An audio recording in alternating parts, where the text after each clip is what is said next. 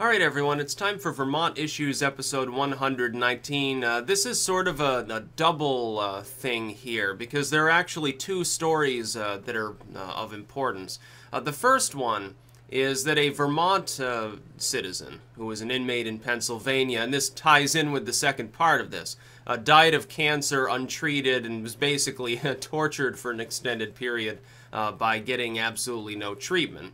The second that ties into that is that Vermont outsources most of our significant criminals to other states. This screws the taxpayers here, who then have to pay the inflated corporate prison cost in other states, and it also deprives the inmates, generally speaking, of any form of real rehab, anything other than, hey, you know, the other state will force the inmate to work for basically nothing. It's not really making a serious attempt at getting them better, if it's possible to do that, depending on the class of the crime. For some criminals, of course, rehabilitation is far easier. Somebody who was situationally attracted to crime, you know, they're like, oh, well, I'm down and out and, like, addicted and stuff. Well, then you get them rehab at the very least in conjunction with them, you know, sort of paying the time for their other crime, unless they're in there for life. Vermont has no significant high security facilities.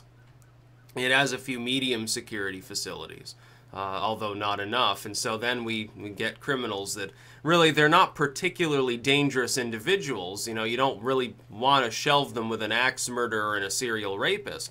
They get put in with that sort of person in some facility in another state. How the hell is that good for us? We have to ship them to another state. I would think that it breaches the fundamental rights of the citizens of our state to subject them to conditions and treatment that would not be otherwise legal here. Here we have a case where someone is getting no medical treatment whatsoever. Now, if he were in a Vermont facility, depending on the class of crime, he would have been privy to at least the basics of pain relief as he, you know, died. He had lung cancer, so the chances of him not dying would be fairly low. They could give him something other than ibuprofen. Apparently, that's what they were giving to him for months before he keeled over in extreme pain. He was basically cast aside and ignored. And that's not the only time that a Vermont inmate has been treated in a manner that is insufficient under the rules and regulations that a person jailed in the state would be privy to. A person in the state cannot be neglected and ignored and put through essentially torture for months as they slowly succumb to some incurable or near incurable illness. A person in a Vermont prison can't be treated the same way that they can in, I think, Tennessee and Pennsylvania are the other two that we generally send them to. Why? Why don't we build a fucking facility here? I've got another idea. If we were to eliminate a whole bunch of shit from the roles of what constitutes a crime, we wouldn't have to worry about sending any prisoners out of state. Like, you know, drug possession. Certain classes of drug sales. Oh, he had 1.5 ounces of pot with intent to distribute. We're going to throw you in prison. Who fucking cares? It's going to be legal here soon anyway. Just free them all.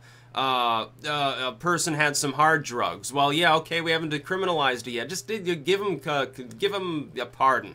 Just pardon them, bring them back here, put them in one of the rehab facilities you talk so much about. Oh, that's right, the prison rehab here in Vermont's not working either. $3 million, 11 inmates got treatment. Remember? After 2 years. $3 million, 11 people. What wonderful efficiency. Now, here's the problem. Why don't we just admit that there are a whole bunch of things that the state and that the federal government as well, indeed, can jail you for that are victimless. They shouldn't be classed as crimes at all. We need to start using jury nullification to keep these people out of prison in the first place.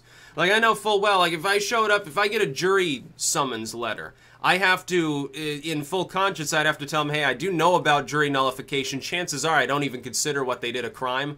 Like, oh, they were speeding by 5 miles an hour. I don't give a shit. Oh, they had too much weed on them. Oh, trust me, I'm going to find them not guilty. So unless the person, I can't be objective unless it's a clear victim involved with the crime, accused of rape or murder or something. You know, assault and battery. Okay, that's fine.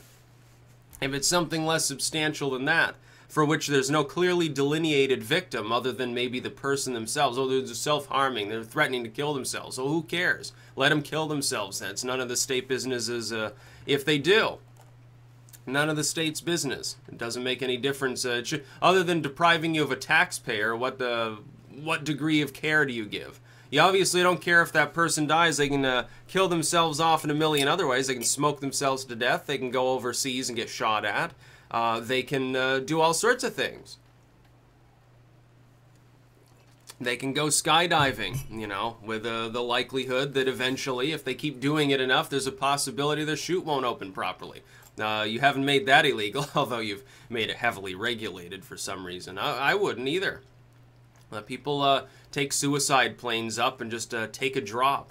That's the assisted suicide we should have.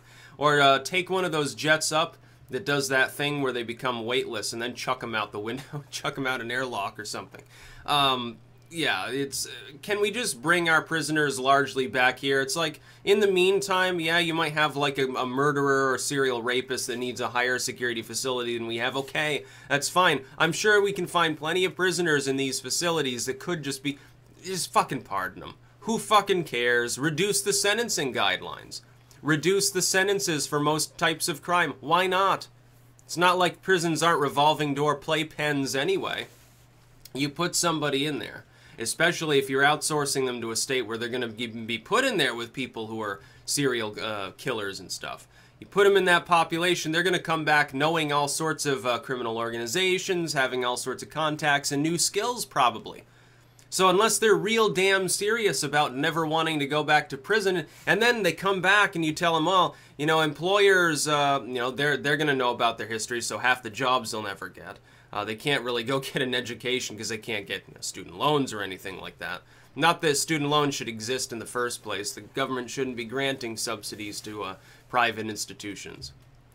You got so many problems. Oh yeah, and you've torn apart their social fabric half the time. You know, even if they didn't deserve it. Some of these people are not bad people. Some are. Yeah, yeah, there's plenty of people in prison that are just fundamentally flawed, very bad people you wouldn't want to be around. Others, some of them are, statistically speaking, innocent of what they've been put in for, which is a real damn shame. You get a case where someone's in jail for 20 fucking years for a murder they didn't commit. State lets them out, says, okay, well, here's 20 years equivalent of if you were making kind of a little bit of income, and they give them sort of a little bit of a payoff. No, they should, in order to dissuade prosecutors from doing that shit, the state should absorb a much higher cost.